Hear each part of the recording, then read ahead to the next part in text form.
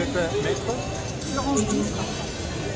Alors, nous avons rencontré justement une avocate, maître Florence Diffre. Bonjour, merci d'avoir accepté de répondre à nos questions. Pourquoi vous manifestez en tant qu'avocate?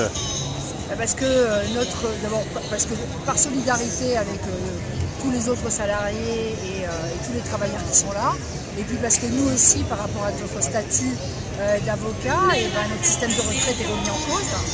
Et la réforme qu'ils nous proposent peut être lourde de conséquences pour nous, peut-être pas aujourd'hui tout de suite, mais pour les générations à venir. Or, on a un système particulier qui correspond aussi à une profession qui a un régime particulier. Voilà. Donc je pense qu'il faut quand même se mobiliser pour sauvegarder nos droits, non pas parce qu'on est conservateur et qu'on ne veut pas d'évolution ni rien, mais parce que si on suit ce qui est préconisé aujourd'hui, je pense qu'il n'y en aura plus beaucoup des avocats demain.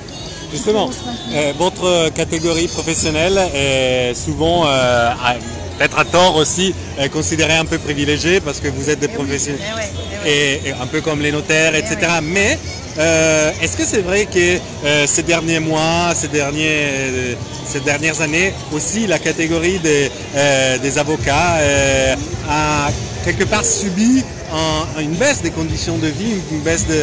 Non, mais je pense qu'en fait il y a une très mauvaise connaissance du métier, de la réalité de vie de l'avocat dans son métier. Parce que, ok, il y a les grands ténors du barreau, ceux qu'on connaît, qui sont connus, etc., qui gagnent certainement bien leur vie, et il y a des gros cabinets. Et la réalité de l'avocat, de l'essentiel, de la majorité des avocats, c'est pas ça. C'est un travail hyper difficile. Vous êtes un peu des artisans. Mais on est des artisans, oui. C'est-à-dire que c'est lourd, c'est un métier qui est lourd, qui est cher à exercer. Les bureaux, les frais, les charges qu'on a. Et contrairement à ce qu'on croit, les avocats, ce ne sont pas des gens qui gagnent énormément bien leur vie. Je crois que le nombre d'avocats qui ne sont même pas au niveau du SMIC est énorme. Mais ça, on n'en parle pas. Et la vérité, c'est que même nous, avocats, on est obligés de se taire là-dessus. Parce que si vous dites que vous êtes un avocat qui gagne moyennement bien sa vie, en plus, on pense que vous êtes mauvais. Alors que c'est pas vrai. Je connais des excellents avocats qui ont du mal à boucler leur fin de mois. Mais que voulez-vous faire? Le taux horaire, les gens, vous travaillez avec des salariés, vous voulez leur demander quoi? Vous voyez? Les défendre au prud'homme aujourd'hui? Vous êtes un avocat spécialisé en droit social? Je fais du droit social, je dirais que je suis plutôt une avocate, une femme de solution, une généraliste sur pas mal de domaines. Mais c'est difficile. Le métier d'avocat, vivre de son métier, c'est difficile. Et c'est difficile pour beaucoup d'entre nous. Et ça aussi, il faudrait le savoir.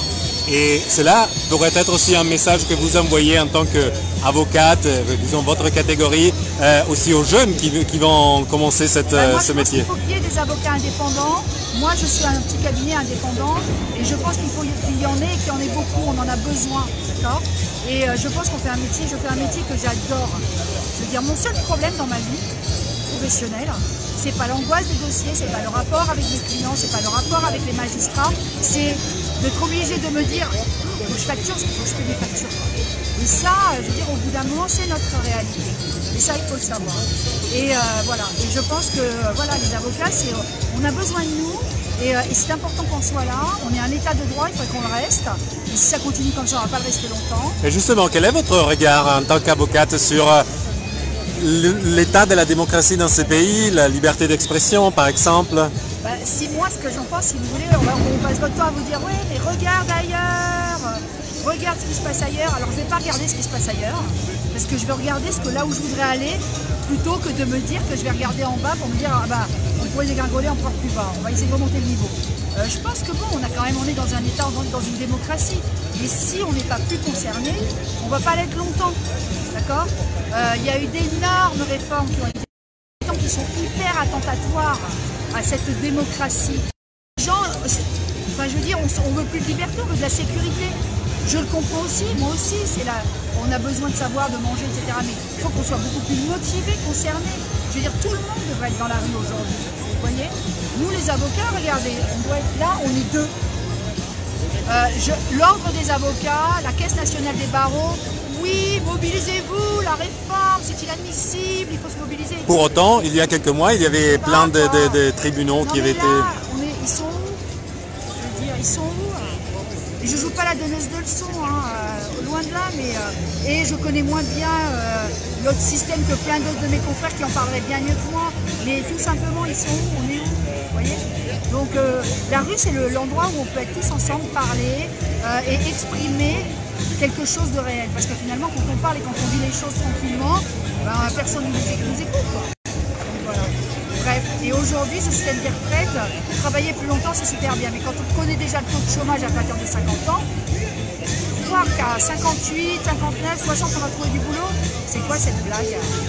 Et justement, en Suède, à 68 ans, les pauvres, ils sont contents quand ils arrivent à trouver des travaux pour faire du jardinage à 14 € de l'heure. C'est ça qu'on veut pour nous, pour nos enfants. Mais même, c'est qu'est-ce qu'on veut de la vie, qu'est-ce qu'on attend de la vie, vu qu'on en a qu'une, quoi. Quels sont, sans rentrer dans les détails, mais justement, vous rencontrez dans les dossiers que vous gérez, dossiers de droit social, des situations déjà limites, sans que la réforme des retraites soit effective. Ah oui, puis moi je rencontre ça. Et puis je vais par ailleurs, parce que ma mère est en Bourgogne dans la Nièvre, et je vais dans la Nièvre, et quand je vois la situation des personnes âgées dans la Nièvre, alors là, je veux dire, c'est absolument incroyable. Je vois des gens vivre misérablement, quoi.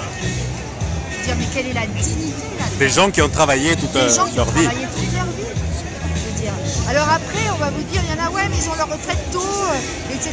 Mais moi j'en connais, oui, qui ont fait des voiries, ou qui étaient peut-être cheminots et tout, mais certains, ils arrivent à 59 ans, ils sont avoir porté dehors, les chaleurs, le froid, etc. Ils sont plus. Et ou même quand vous avez travaillé toute votre vie, et quelle que soit votre situation d'ailleurs, ok, quand on arrive au bout de. Parce que la moyenne de vie augmente, mais la moyenne de vie en bon état, elle augmente pas celle-là. Ça, c'est aussi une nuance à faire. Donc je pense que c'est l'occasion de réfléchir au genre de vie et de société qu'on pourrait vouloir. Et les rêves, pourquoi il faudrait être raisonnable, médiocre? Maintenant, il faut les avoir un peu grands, quoi. Voilà. Je crois que c'est Nietzsche qui disait il faut avoir un peu de chaos en soi pour accoucher d'une étoile qui danse. Exactement.